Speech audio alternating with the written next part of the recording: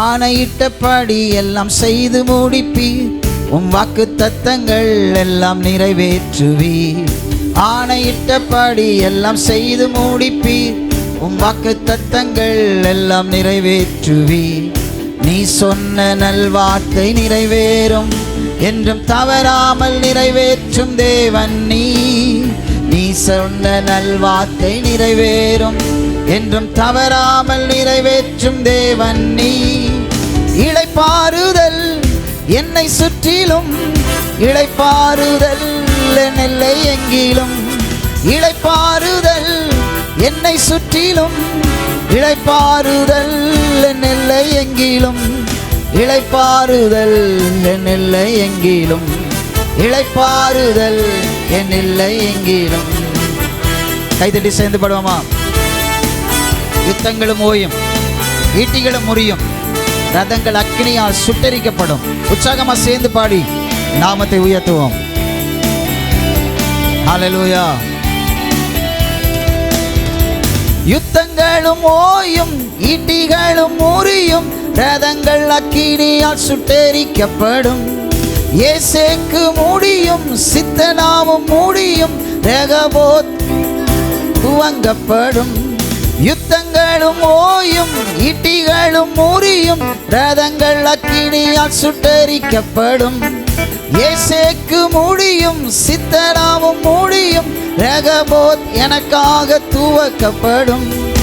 எதிர்ப்பவர் என்றும் எனக்கு இல்லை, வழக்காடுவோர் இனி எவரும் இல்லை. எதிர்ப்பவர் என்றும் எனக்கு இல்லை, வழக்காடுவோர் இனி எவரும் இல்லை. நீ சொன்ன நல்வார்த்தை நிறைவேறும், என்றும் தவறாமல் நிறைவேற்றும் தேவன் நீ. பாடுவோம். நீ சொன்ன என்றும் தவறாமல் நிறைவேற்றும் தேவன். ஒரு விசை கூட. நீ சொன்ன நல்வாக்கு நிறைவேறும், என்றும் தவறாமல் நிறைவேற்றும் தேவன் நீ. இளைப்பாறுதல் என்னை சுற்றிலும், இளைப்பாறுதல் என் எல்லை எங்கிலும். இளைப்பாறுதல் என்னை சுற்றிலும், இளைப்பாறுதல் என் எல்லை எங்கிலும். இளைப்பாறுதல் என் எல்லை எங்கிலும். பாடுவோம். செங்கடல்கள் திறக்கும், கண்மலையும் பிளக்கும், எரிகோக்கள் எனக்காக தகர்க்கப்படும். கட்டுகளும் உடையும், கற்பங்களும் உயிர்க்கும், கண்ணீர்கள் களிப்பாக மாற்றப்படும். சேர்ந்து பாடுவோமா? செங்கடல்கள் தீரக்கும், கண்மலைகள் பிளக்கும், எரிகோக்கள் எனக்காக தகர்க்கப்படும். கட்டுகளும் உடையும், கற்பங்களும் உயிர்க்கும், களிப்பாக மாற்றப்படும். சொல்லுங்க. செங்கடல்கள் தீரக்கும், கண்மலைகள் பிளக்கும், எரிகோக்கள் எனக்காக தகர்க்கப்படும். கட்டுகளும் உடையும், கற்பங்களும் உயிர்க்கும், களிப்பாக மாற்றப்படும். தகுதியே இல்லை என சொல்வோர்கள் முன், அதிகம் உறவுகள் என கழிப்பி. தகுதியே இல்லை என சொல்வோர்கள் முன், இன்னும் தரமாய உயர்வுகள். சொல்லுவோம். தகுதியே இல்லை என சொல்வோர் முன், இன்னும் தரமான உயர்வுகள் என கழிப்பி. தகுதியே இல்லை என சொல்வோர்கள் முன், இன்னும் தரமான உயர்வுகள். நீ சொன்ன நல்வாக்கை நிறைவேறும், என்றும் தவறாமல் நிறைவேற்றும் தேவன் நீர். பாடுவோம். நீ சொன்ன நல்வாக்கை என்றும் தவறாமல் நிறைவேற்றும் தேவன் நீர். இளைப்பாறுதல் என்னை சுற்றிலும், இளைப்பாறுதல் என் எல்லை எங்கிலும். இளைப்பாறுதல் என்னை சுற்றிலும், இளைப்பாறுதல் என் எல்லை எங்கிலும். இளைப்பாறுதல் என் எல்லை எங்கிலும். இளைப்பாறுதல் என் எல்லை எங்கிலும். சூழ்நிலைகள் மாறும், என் தலையும் நிமிரும், பகைத்தோறும் கண்முன்னே உயர்வுகள் வரும். சிறைச்சாலை திறக்கும், சீர்வாழ்வு பிறக்கும், நான் செய்வதெல்லாம் வாய்க்கப்படும். பாடியவருடைய நாமத்தை உயர்த்துவோம் சேர்ந்து. சூழ்நிலைகள் மாறும், என் தலையும் நிமிரும், பகைத்தோரின் கண் முன்னே உயர்வு வரும். சிறைச்சாலை தீரக்கும், சீர்வாழ்வு பிறக்கும், நான் செய்ததெல்லாம் வாய்க்கப்படும். சூழ்நிலைகள் மாறும், என் தலையும் நிமிரும், பகைத்தோரின் கண் முன்னே உயர்வு வரும். சிறைச்சாலை தீரக்கும், சீர்வாழ்வு பிறக்கும், எல்லாம் வாய்க்கப்படும். விடைகாண கேள்விக்கு பதில்கள் வரும், தீனம் தடையில்லா நன்மைகள் தேடி வரும். விடைகாண கேள்விக்கு பதில்கள் வரும், தீனம் தடையில்லா நன்மைகள் தேடி வரும். விடைகாண கேள்விக்கு பதில்கள் வரும், தீனம் தடையில்லா நன்மைகள் தேடி வரும். நீ சொன்ன நல்வாக்கு நிறைவேறும், என்றும் தவறாமல் நிறைவேற்றும் தேவன். பாடுவோம், சேர்ந்து பாடுவோம். வாக்குத்தத்தங்களை சொல்லி நிறைவேற்றும் தேவன். கைகளை தட்டி உற்சாகமாய். நீ சொன்ன நல்வார்த்தை நிறைவேறும், என்றும் தவறாமல் நிறைவேற்றும் தேவன் நீ. இளைப்பாறுதல் என்னை சுற்றிலும், இளைப்பாறுதல் என் எல்லை எங்கிலும். இளைப்பாறுதல் என்னை சுற்றிலும், இளைப்பாறுதல் என் எல்லை எங்கிலும். இளைப்பாறுதல் என் எல்லை எங்கிலும், இளைப்பாறுதல் என் எல்லை எங்கிலும்.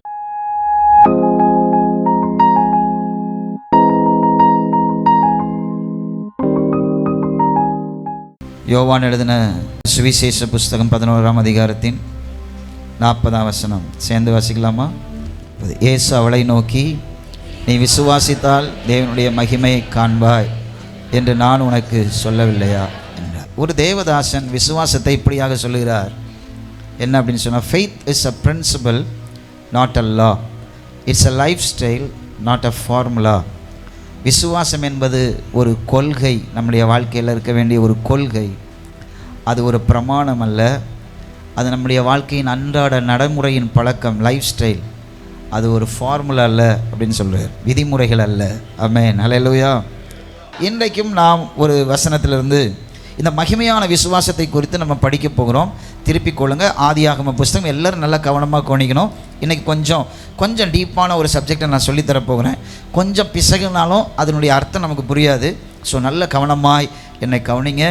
ஆதியாகமம் 15ஆம் அதிகாரம் 6ஆம் வசனம். அவன் கர்த்தரை விசுவாசித்தான், அவன் கர்த்தரை விசுவாசித்தான், அதை அவர் அவனுக்கு நீதியாக எண்ணினார், அதை அவர் அவனுக்கு நீதியாக எண்ணினார். Belief counted as righteousness.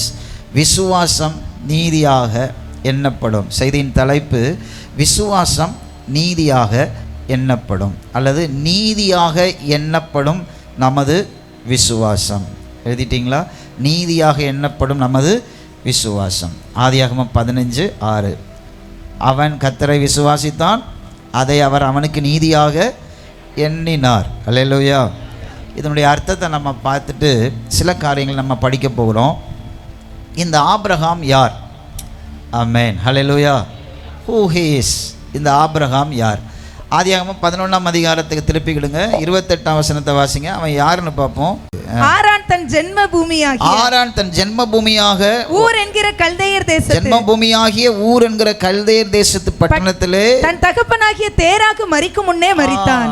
அதை அண்டர்லைன் பண்ணிடுங்க. தகப்பனாகிய தேராகு மரிக்கும் முன்னே அங்கே யாரை குறித்து சொல்லப்பட்டிருக்குன்னு சொன்னால், ஆபிரகாமுடைய அண்ணனாகிய ஆரான். அவன் எப்படி செத்தானா? அவன் எப்படி மரித்து போனான்? தன் தகப்பனாகிய தேராகு மரிப்பதற்கு முன்பாகவே. பக்கத்தில் உள்ள சொல்லுங்க, முன்பாகவேன்னு சொன்னார் ஆண்டவர். சொல்கிறாருன்னா அங்கே ஏதோ ஒரு விஷயம் இருக்குது. அல்லேலூயா. அப்போ a kind of cursed family. இந்த ஆபிரகாம் எப்படிப்பட்டவன்? எப்படிப்பட்ட ஆபிரகாம் எப்படிப்பட்ட குடும்பத்தை சேர்ந்தவன்? a kind of curse. ஒரு விதமான சாபம் நிறைந்த ஒரு குடும்பத்தில் பிறந்தவன். அதனால தான் அந்த இடத்துல சொல்லப்பட்டிருக்கு, தேராக மரிக்கிறதற்கு முன்பாகவே ஆரான் என்ன பண்ணானா? மரித்தான். அல்லேலூயா. ஒரு விதமான சாபம் பிடித்த குடும்பம். சொல்லுங்க, என்ன விதமான சாபம்? என்ன சாபம்னு சொல்லலை, ஆனால் ஒரு விதமான சாபம். என்னன்னா, யாரும் ரொம்ப வயசு வரைக்கும் வாழ மாட்டாங்க, செத்துருவாங்க சீக்கிரமா. பக்கத்தில் பார்த்து சொல்லுங்க, ஏதோ ஒரு சாபம் நம்ம முன்னாள்கள் வச்சுட்டு போயிருப்பாங்க. ஆமென், ஹல்லேலூயா. ஸோ அது நமக்கு தெரியாது என்னன்னு சொல்லி. சில நேரத்தில் நம்ம நினைப்போம் நான் நல்லா எல்லாம் செய்கிறேன், ஆனால் அந்த குறிப்பிட்ட இடத்துல எனக்கு ஒரு ஆசீர்வாதம் இல்லை, பிகாஸ் ஆஃப் சம் ஏதோ ஒரு பிரச்சனை அங்கே இருக்குது. அந்த பிரச்சனையை நம்ம ஐடென்டிஃபை பண்ண வேண்டியது ரொம்ப முக்கியம். அதனால தான் நம்ம ஜெபிக்கும்போது, உபவாசம் பண்ணி நம்ம ஜெபிக்கும்போது சொல்லணும், ஆண்டவரே எதெல்லாம் என் வாழ்க்கையின் ஆசீர்வாதத்தை திருடுகிற காரியங்களை என் முன்னோர்கள் வைத்திருக்கிறார்களோ அதெல்லாம் நான் என்ன பண்ணுறேன், கேன்சல் பண்ணுறேன். அடிக்கடி அந்த ஜெபத்தை நம்ம என்ன பண்ணணும், சொல்லணும். இங்கே ஆபிரகாம் ஏன் அங்கேருந்து ஆண்டவனை புறப்பட சொல்கிறார் அப்படின்னு சொன்னால், அவன் வீட்டுக்குள்ளே ஒரு தொன்று தொட்டு வருகிற ஒரு சாபம் இருந்துச்சு. பைபிளில் எங்கேயுமே ஆபிரகாம் ஒரு சிலை செய்கிறவன் சொல்லலை, பேக்ரவுண்ட் ஹிஸ்ட்ரி தான் சொல்லுது. அவனுடைய ஆபிரகாமுடைய வேலை என்ன தான், விக்கிரகங்களை செய்கிறது. ஆமென், அல்லேலூயா. அதுதான் நான் சாபம் நமக்கு தெரியாது. ஆனால் தேராகு மரிக்கிறதுக்கு முன்னாடியே ஆரான் மரித்தான். ஆமென், அல்லேலூயா, சோத்திரம். சில டாக்டர்கிட்ட போய் நம்ம டயக்னோஸ் பண்ணுவோம், என்ன வியாதினே கண்டுபிடிக்க முடியல.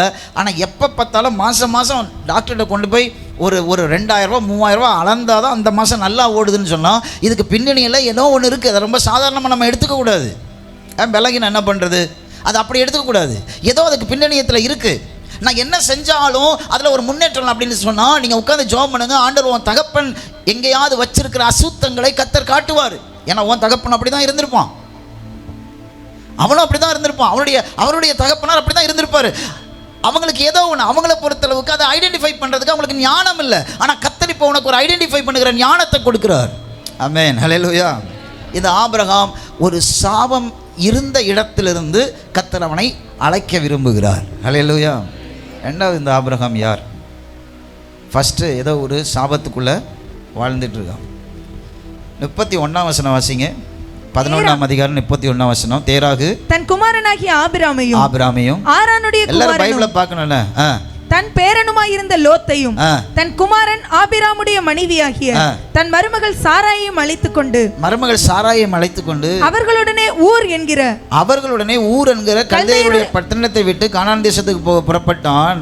அவர்கள் ஆரான் மட்டும் வந்த போது அங்கே இருந்து விட்டார்கள். தேராகுடைய ஆயுசு நாட்கள் 250 வருஷம். தேராகு ஆரானிலே மரித்தான். பக்கத்தில் உள்ள பார்த்து சொல்லுங்க, இந்த சாபம் இருந்ததுனால தான் தேராகு புறப்பட்டு வந்தான்.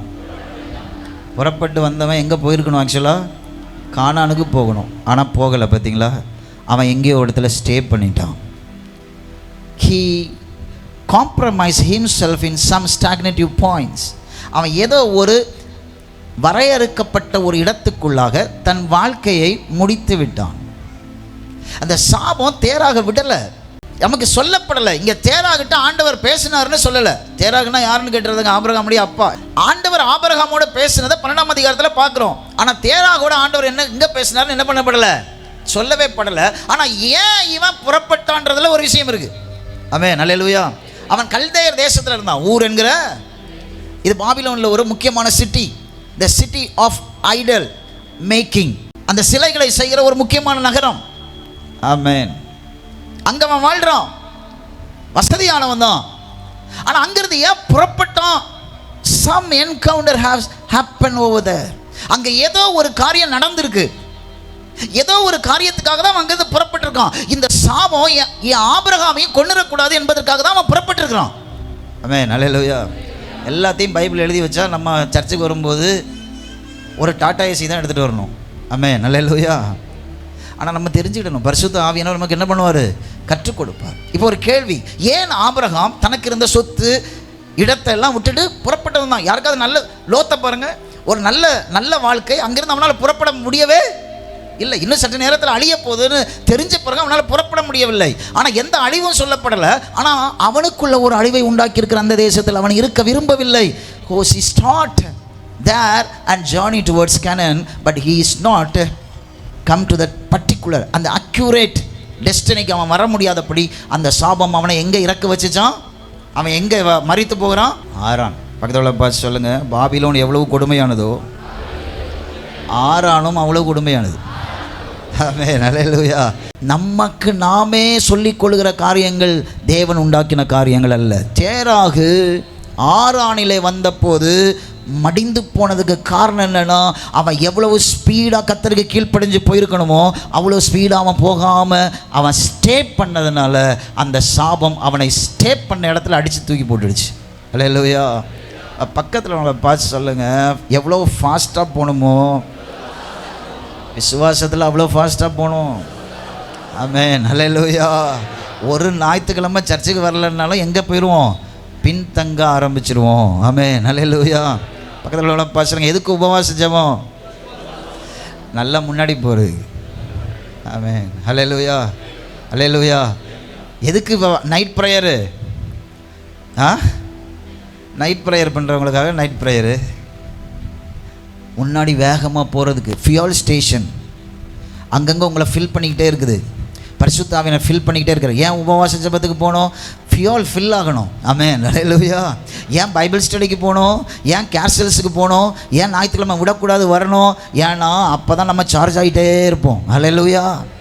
இப்போ ஆண்டவர் ஆபிரகாமை கூப்பிடுறாரு. ஆமென், அல்லேலூயா. தேராக கூப்பிட்டதை சொல்லலை, ஆபிரகாமை கூப்பிட்டதை பைபிளில் எழுதி வச்சிருக்கு. ஆபிரகாமை ஆண்டவர் கூப்பிடுறார். 12ஆம் அதிகாரம் 1ஆம் வசனம் பாருங்க. கர்த்தர் ஆபிரகாமை நோக்கி, எல்லாரும் சொல்லுங்க, கர்த்தர் ஆபிரகாமை. இப்போ வீட்டில் இருக்கிறது 3 ஆம்பளைங்க மட்டும்தான். யாரெல்லாம்? தேராகு செத்துட்டான், அவனும். இப்போ யாரெல்லாம் இருக்கிறது? ஆபிரகாமு, லோத்து, ஆபிரகாமின் மனைவியாகிய சாராள். இவ்வளவுதான். எவ்வளவோ பெருக வேண்டிய குடும்பம் இப்போ எப்படி இருக்கு? எண்ணிட்டு இருக்குனால இப்போ ஆபிரகாமுக்கு என்ன வேணாலும் என்ன பண்ணலாம்? ஆயிரலாம். இட் வில் அது நடக்கும். அதனால தான் ஆண்டவர் அங்கிருந்து புறப்படு, வேகமா கமான் கெட் அவுட் சொல்லிட்டு இருக்கிறார் ஆண்டவர். ஆமென், அல்லேலூயா. ஒரு அல்லேலூயா சொல்ல மாட்டேங்கிறீங்களே? நான் போன வாரம் சொன்னேன்னு நினைக்கிறேன். சில நேரத்தில் நமக்கு ஜெபிக்கணும்னு தோணிக்கிட்டே இருக்கும் பாருங்க, அதை அடக்கி வச்சுட்டே இருக்கக்கூடாது. ஜெபம் பண்ணணும், ஃபாஸ்டிங் போட்டுடணும், அறைக்குள்ளே போயிடணும். ஏன்னா something is going to happen. ஏதோ ஒன்று நடக்க போகிறதுனால கர்த்தர் உனக்கு ஒரு உந்துதலை கொடுத்துக்கிட்டே இருக்கிறாரு. தேராகிட்ட சொல்லி பிரயோஜனம் இல்லை. இப்போ ஆபிரகாம்கிட்ட நேராக வந்து பேசுகிறார் ஆண்டவர். ஆபிரகாமே, அழகாக சொல்ல, நீ உன்னுடைய தேசத்தை. சாபம் எங்கே இருக்கு? சத்தமாக சொல்லுங்க. அடுத்தது சாபம் எங்கே இருக்கு? ஓ இனம். அடுத்த சாபம் எங்கே இருக்கு? தகப்பன் வீடு. அல்லேலூயா. இப்போ எல்லாத்தையும் விட்டுட்டு நான் உனக்கு காண்பிக்கும் தேசத்துக்கு போ, நான் உன்னை. ஆமென், அல்லேலூயா. ஃபஸ்ட்டு கமிஷன், ரெண்டாவது பிளெஸ்ஸிங். ஃபஸ்ட்டு ஆண்டவர் என்ன சொல்கிறாரு? செய்ய வேண்டியதை சொல்கிறார். பக்கத்தில் உள்ள பார்த்து சொல்லுங்கள், ஆண்டவர் தான் பேசுகிறாருன்னா ஃபஸ்ட்டு செய்ய வேண்டியதை சொல்லுவார், அடுத்தது தான் ஆசீர்வாதம் சொல்லுவார். எடுத்தோடனே ஆண்டவர் உன்னை உயர்த்துவார் அப்படின்னு சொன்னால் அது ஆண்டவர் சொல்லலை, இவங்களா சொல்கிறாங்கன்னு அர்த்தம். மகளே, உனக்கு ஒரு நல்ல காரியம் நடக்க போகுதுன்னு அந்த காலையில் குடிகுடுப்புக்காரனே சொல்லுவானே, உனக்கு ஒரு நல்ல காரியம் நடக்க போகுதுன்னு.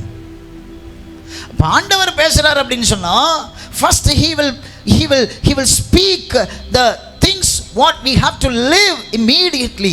எதை நம்ம விடணுன்றதை ஃபர்ஸ்ட் பேசுவார் ஆண்டவர். அதுதான் ஆண்டவர் பேசுறது. ஆண்டவர் ஒரு வாசலை நம்ம நடத்துறாருன்னா அதனுடைய ஆடம்பம் ரொம்ப இடுக்கமாக இருக்கும். போக போக தான் அதுக்குள்ளே இருக்கிற ஆசீர்வாதத்தை நம்ம அனுபவிக்க முடியும். ஆண்டவர் ஒரு பிஸ்னஸ் ஸ்டார்ட் பண்ண சொல்கிறாருன்னா எடுத்த உடனே அது ரொம்ப கஷ்டமாக இருக்கும். அதுக்கான இன்வெஸ்ட்மெண்ட் இருக்குது தெரியுமா? நீ போடுறதே ரொம்ப கஷ்டமாக இருக்கும். எதுவுமே திறந்த வாசலாக இருக்காது. அப்படின்னு என்ன அர்த்தம்? விசுவாசத்தில் தான் கர்த்தர் உங்களை நடத்துவார். அல்லேலூயா. அல்லேலூயா சொல்ல மாட்டேங்கிறீங்களே? எல்லாமே உங்களுக்கு ஃபேவராக இருக்குன்னா ஃபாஸ்டிங் போட்டு ஜாப் பண்ணுங்க. எனக்கு எல்லாமே ஃபேவராக இருக்கு ஆண்டவரே. Is this favour is by you or not? நீர் எனக்கு இந்த தயவு காட்டுறீரு, இது உம்மாலுவா வந்ததுதானா? எல்லாமே எனக்கு ரொம்ப சாதகமாக இருக்கு. Now I have a doubt. எனக்கு ஒரு சந்தேகம், இது உங்களால் தான் வருதா? எல்லாமே நல்லா வருது. கவனிங்க, ஒரு வீட்டுக்குள்ளே கல்யாணம் ஆகாத ஒரு வாலிப பெண் உட்கார்ந்துருக்கா. அவளை ஏற்கனவே ஊரில் உள்ள எல்லாரும் பேர் வச்சிருக்காங்க மரியாள். ஆமென், அல்லேலூயா. ஏன்னா அவங்க அப்பாவுக்கு வேற பிள்ளையே இல்லை, இவன் மாத்திரம்தான் பிள்ளை.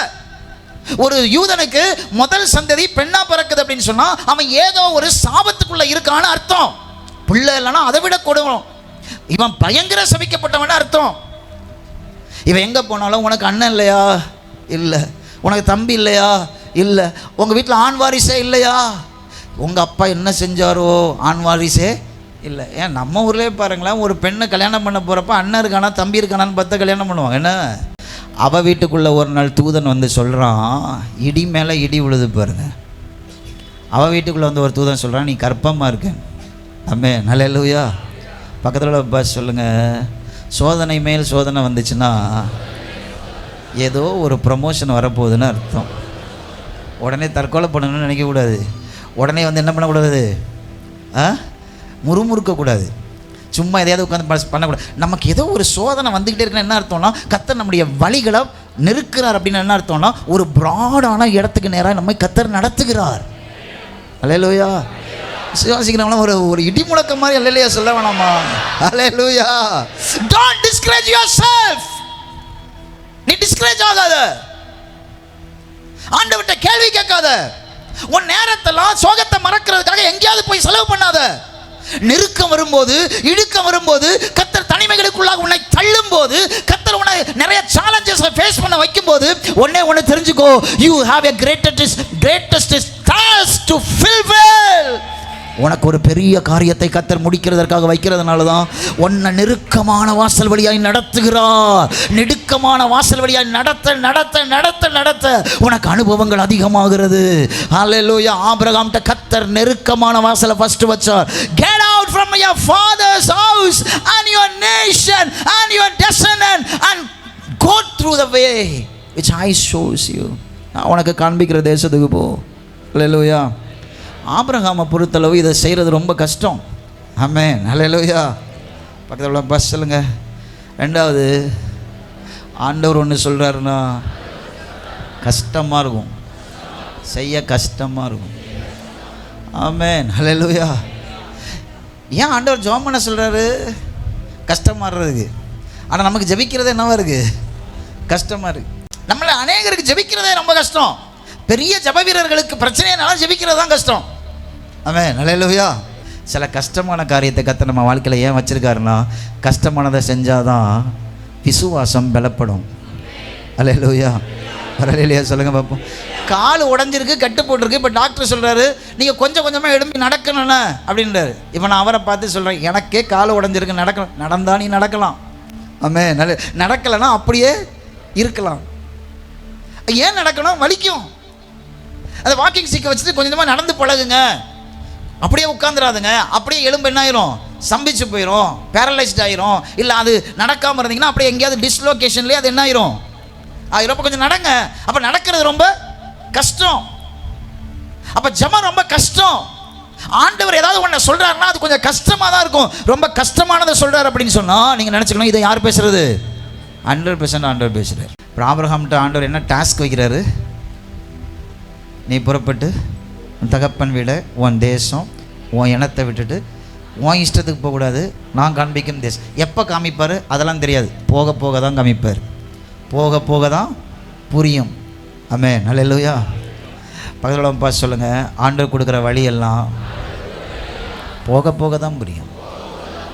ஆண்டவர் ப்ளூ பிரிண்ட்டை கையில் கொடுத்துட்டு இதுதான் உன்னை நடத்த போகிறேன், இந்த இடத்துல உன்னை கொண்டு போகிறேன், இத்தனை வருஷம் உன்னை இப்படி செய்ய போகிறேன், இதெல்லாம் ஆண்டவர் நம்மளை கையில் கொடுத்துட்டு அவர் நடத்த மாட்டார். அவர் நம்மளை நடத்த நடத்த நடத்த நடத்த அவர் தான் நடத்துகிறாருன்னா மலைகளை நம்ம தாண்டுகிற பலத்தை அவர் தருவார். பள்ளத்தாக்குகளுக்குள்ளாக நடந்துக்கிட்டு இருப்போம் பாருங்க, மரண இருள் நம்மை சூழ்ந்து நிற்கும் பாருங்க, அவர் நம்மை நடத்துகிறபடியினால் பொல்லாப்புக்கு பயப்படாமல் நம்ம நடந்து வந்துடுவோம். 2026 திரும்பி பாருங்க, திரும்பி பாருங்க. எத்தனை மரண இருளின் பள்ளத்தாக்கில் நடந்தோம், பொல்லாப்பு வந்தது. ஆமென். ஹல்லேலூயா. நம்ம நடந்த இடத்துல சர்ப்பங்கள் படுத்து கிடந்தது, மனுஷனுடைய கடவாய் பற்களை வழியாக நம்ம நடந்து வந்தோமே, இம்மட்டு கர்த்தர் நம்மை நடத்தி வருகிறது. காரணம் என்னன்னா, அவர் நம்மோடு கூட இருந்து நடத்துகிறார். விசுவாசிங்க 100%. இதுவரை அவர் நடத்துறாருன்னா இன்னும் நடத்துவாரா? நடத்த மாட்டாரா? சொல்லுங்க, நடத்துவாரா? நடத்த மாட்டாரா? எத்தனை 10 லட்சத்தை தேவைகளை சந்திச்சோம், நடத்தினாரா? எத்தனை கோடிகளை சந்தித்தோம், நடத்தினாரா? இன்னும் அவர் நடத்துவார். ஹல்லேலூயா.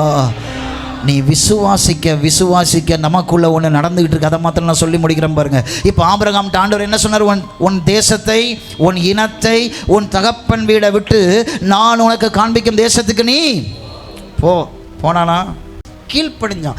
ஏன் கீழ்ப்படிஞ்சான் அப்படின்னு சொன்னால் நான் உங்களுக்கு ஒன்று சொல்லிக் கொடுக்குறேன், சொல்லிக் கொடுத்து நான் முடிக்க போகிறேன். இப்போ ஆபிரகாம் கீழ்ப்படிஞ்ச உடனே ஒரு காரியம் நடக்குது. ஆபிரகாமுடைய பின்னணியத்தில் ஒரு காரியம் நடக்குது. ஆமென். ஹல்லேலூயா. எல்லாரும் கவனிங்க. இப்போ ஆபிரகாம் எங்கேருந்து வந்தவன் சொல்லுங்க பார்ப்போம். அவன் தகப்பன் வீடு என்ன எப்படிப்பட்டது? சாபம். ஆமென். ஹல்லேலூயா. தகப்பனுடைய வீடு எப்படிப்பட்டது? அதனால தான் தகப்பன் ஊரை விட்டு கிளம்புறான். இந்த ஊரில் இருந்தால், என் அப்பா சொந்தக்காரன் மேலே சுற்றி இருந்தால் நம்ம விளங்க முடியாது. கிளம்புறான். கிளம்பி வந்தவன் போக வேண்டிய இடத்துக்கு போகாமல் ஒரு இடத்துல என்ன பண்ணிடுறான்? தங்கிடுறான். நமக்கு ரீசன் தெரியல, தங்கிடுறான். சில பேர் அப்படி தான் தங்கிட்டாங்க. ஆக்சுவலாக போயிருக்கணும், தங்கிட்டாங்க.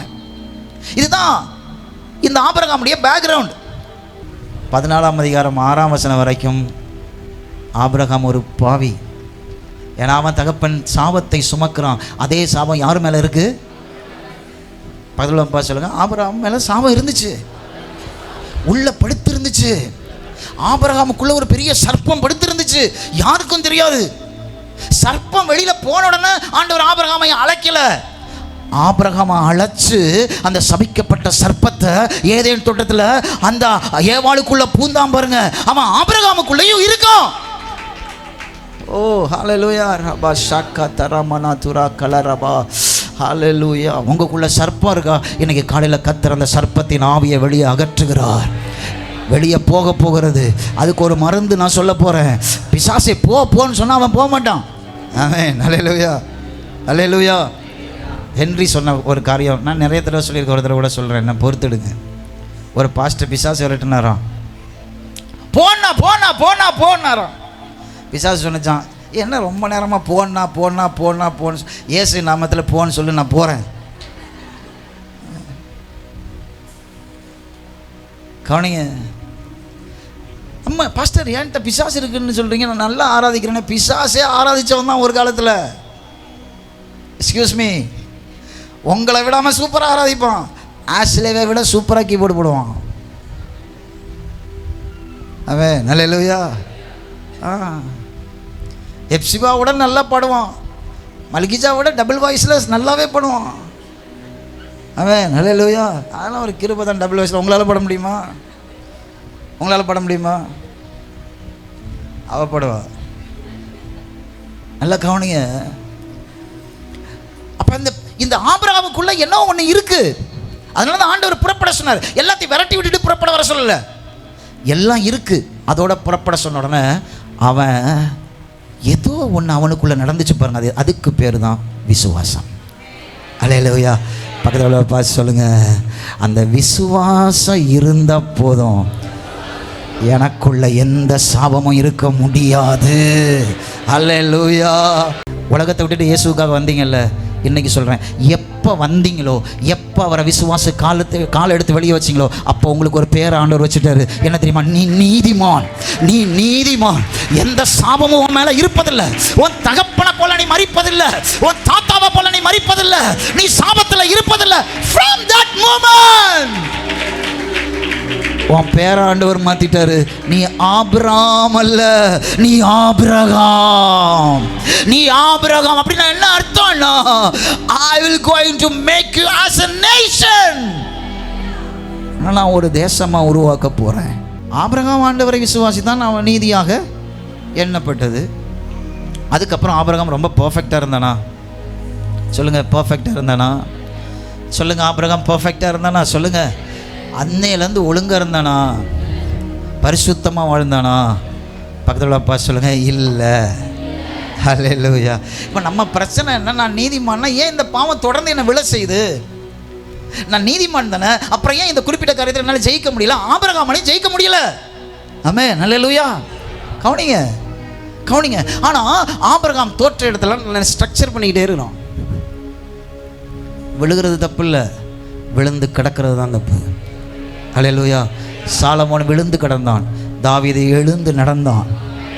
பண்ணி விழுந்து கிடக்கும், கண்டு கொடுத்தி எழும்பி துள்ளி ஓடும். ஹல்லேலூயா. நல்லா கவனிங்க. ஆபிரகாம் விழுந்தானா? எஸ். 12ஆம் அதிகாரத்தில் அழைக்கிறாரு, 12ஆம் அதிகாரத்தில் விழுகுறான். எப்படி விழுகுறான்? பஞ்சம் வந்துருச்சு. ஆண்டவர் சொல்றாரு, உன்னை அப்படி ஆக்க போறேன், இப்படி ஆக்க போறேன். ஆனால் அவன் சிந்த உடனே பஞ்சம் வந்தோடனே எங்கே போகணும்னு வருது? எகிப்து. ஆமென். ஹல்லேலூயா. 13ஆம் அதிகாரத்தில் திரும்ப கர்த்தர் அவனை பரிசுத்தமாக்குகிறார், அவனை கொண்டு வருகிறார். திரும்ப அவன் பில்ட் பண்ணுறான் பாருங்க. அவன் ஆசீர்வாதத்திற்கு தடையாக இருக்கிற லோத்தை அகற்றுகிறான்.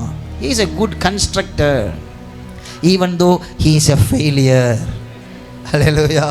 அவன் விழுந்தவனாக இருந்தாலும் அவன் உருவாக்குகிறவனாக இருந்தான். பக்கத்தில் அப்பா சொல்லுங்க, சாகிற வரைக்கும் எங்கேயாவது விசுவாச கப்பலில் ஓட்ட வரும், இயேசுவை நம்ப முடியாது, கசப்பு வரும். ஆனால் ஒன்று இன்னைக்கு சொல்கிறேன், அதை ஜெயிச்சுக்கிட்டே இருக்கணும். உம்மால நான் ஒரு மதிலை தாண்டுவேன், சேனைக்குள் பாய்வேன், ஜெயிச்சுக்கிட்டே இருக்கணும். எல்லாமே நல்லா இருந்துச்சுன்னா நம்ம நல்லா இருப்போம்ல.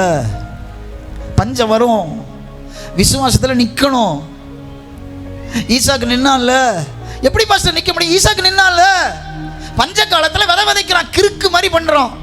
தண்ணியே இல்லை, மழையே பெய்யல, பனி கூட இல்லை.